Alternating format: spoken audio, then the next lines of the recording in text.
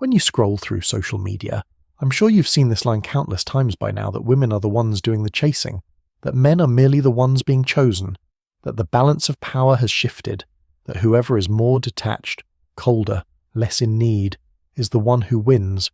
On the surface, it sounds reasonable. It even feels empowering, strong, in control, very of this era.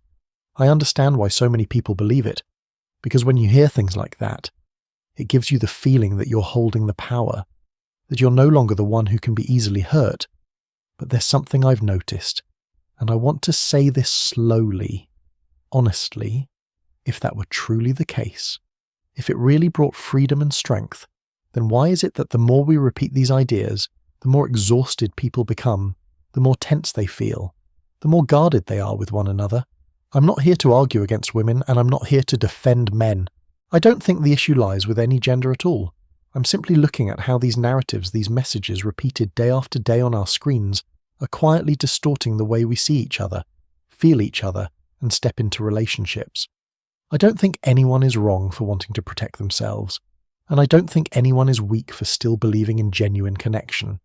I just feel that something is off when intimacy starts to resemble a competition rather than a meeting. So if you're listening, I hope you understand this. I'm not here to debate, not here to decide who's right or wrong. I just want to slow down with you for a moment, to look at what's really happening and ask whether we might be believing in things that are pushing us further apart instead of bringing us closer together. If you look more closely, you'll see that women in men's fields isn't a single, personal experience. It's a story that gets told over and over again online every day. The same familiar script: don't text first, don't need anyone, don't get attached, don't explain yourself, and always end with the feeling that you're on top.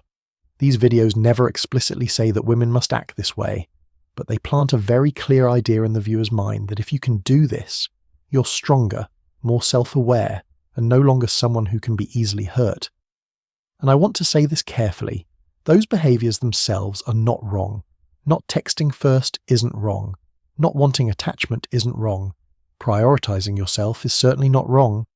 The problem begins when these behaviors stop being personal choices and get packaged into an identity, into an image meant to prove worth, to show others that you're winning this game. At that point, emotions are no longer just emotions, they become tools. If you pay attention, you'll notice that these types of content always revolve around power, who needs whom more, who stays silent first, who controls the rhythm, who walks away without looking back. Everything is framed as if dating were a chess match, and whoever is colder is the winner. Social media is very good at selling this feeling, the feeling of being on top, of being in control, of not owing anyone an explanation.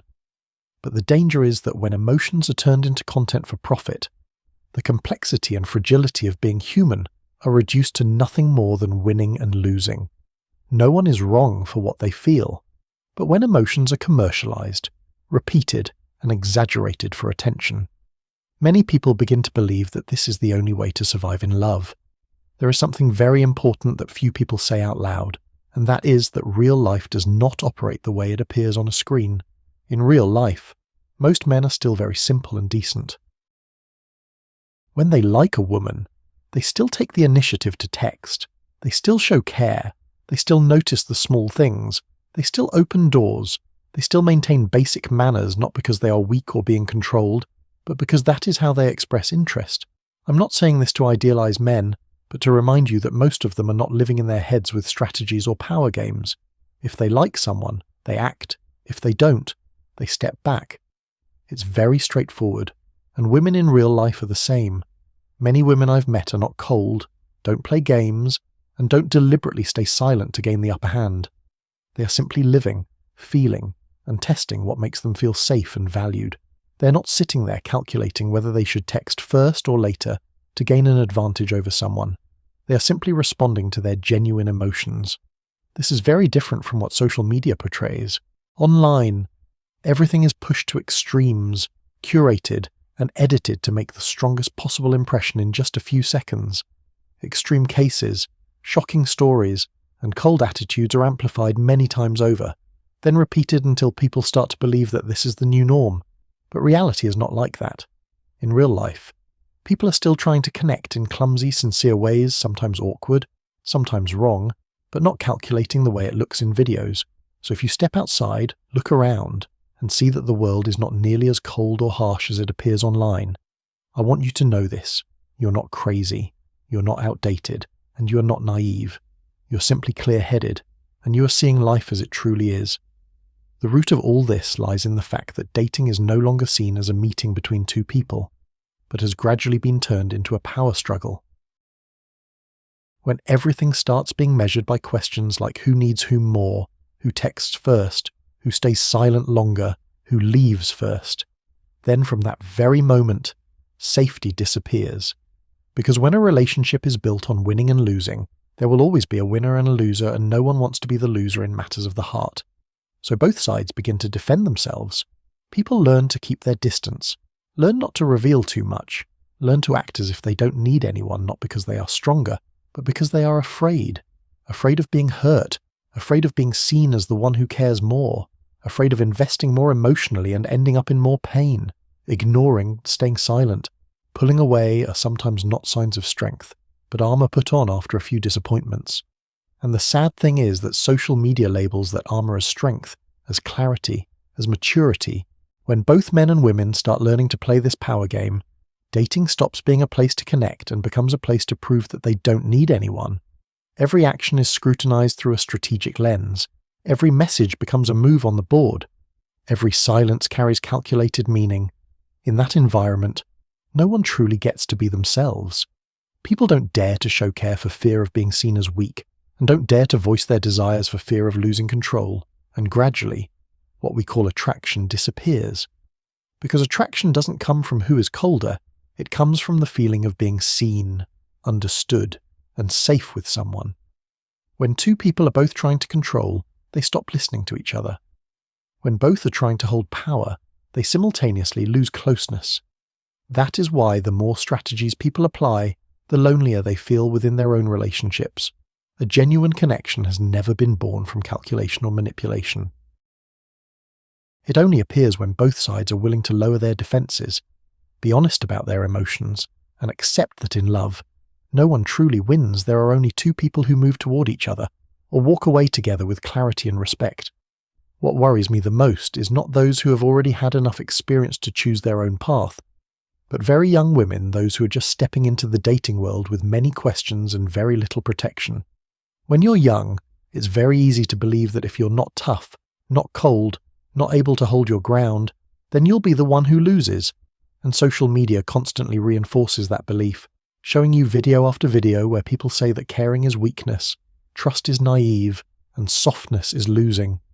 I don't blame you if you believe it, because everyone wants to protect themselves, especially when they don't yet understand the world or themselves. The problem is that the price of this kind of defense is paid very quietly. It's not about losing a specific man, but about gradually losing femininity, softness, and the ability to trust in genuine connection. These things don't disappear overnight. They wear away little by little each time you tell yourself you don't need anyone, each time you choose silence instead of expressing your feelings, each time you learn to hide your care in order to appear stronger. Once these things are gone, rebuilding them is very difficult. Not because you can't, but because you've grown accustomed to living in a defensive state. I'm not saying this to claim that women should be weak or dependent. Femininity is not weakness. It is the ability to feel, to connect, and to open up at the right time. When you're constantly taught that opening up is dangerous, there will come a point when you no longer know how to open again, even when you meet someone worthy. And what's painful is that the internet doesn't care what kind of person you become. It doesn't care whether you're happy or not. It only cares whether you keep watching content that creates division, fear, and a sense of winning and losing is pushed forward because it keeps people engaged longer. There are things you don't realize you've lost until you start feeling empty, unable to connect, and no longer able to fully trust anyone. At that point, you may look very strong on the outside, but inside, you don't understand why you feel so exhausted. I'm saying this not to scare you, but to remind you that some things, if lost too early, later require a great deal of time and gentleness with yourself to be found again. Perhaps the most important thing I want to share here is that not everything you see online is the truth.